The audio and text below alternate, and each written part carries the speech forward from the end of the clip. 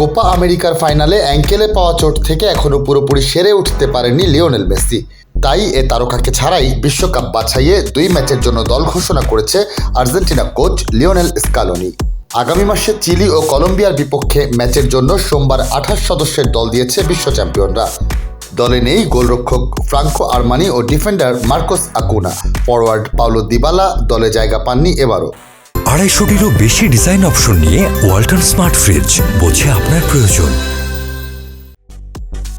প্রথমবারের মতো জাতীয় দলে ডাক পেয়েছেন আর্জেন্টিনার সাবেক মিডফিল্ডার ও বর্তমানে আতলেতিকা মাদ্রিদের কোচ দিয়েগো সিমেওনের ছেলে গিলানো সিমেওনে। আর্জেন্টিনার অনূর্ধ্ব 23 দলের হয়ে সদ্য শেষ হওয়া প্যারিস অলিম্পিক্সে খেলেছেন আতলেতিকোর 21 বছর বয়সী এই ফরওয়ার্ড। প্রথমবার ডাক পেয়েছেন লাউৎসির 25 বছর বয়সী ফরওয়ার্ড ভালেন্তিন কাস্তেয়ানোসও। এছাড়া সৌদি আরবের ক্লাব আল কাদসিহার মিডফিল্ডার এসকিএল ফার্নান্দেসও জাতীয় দলে এসেছেন প্রথমবার। আগামী 5 সেপ্টেম্বর ঘরের মাঠে চিলির মুখোমুখি হবে আর্জেন্টিনা। 4 দিন পর কলম্বিয়ার মাঠে খেলবে 3 বারের বিশ্বকাপ জয়ীরা। 2026 বিশ্বকাপের দক্ষিণ আমেরিকা অঞ্চলের বাছাই পর্বে 6 ম্যাচে 5 জয়ে 15 পয়েন্ট নিয়ে 10 দলের তালিকায় শীর্ষে আছে আর্জেন্টিনা।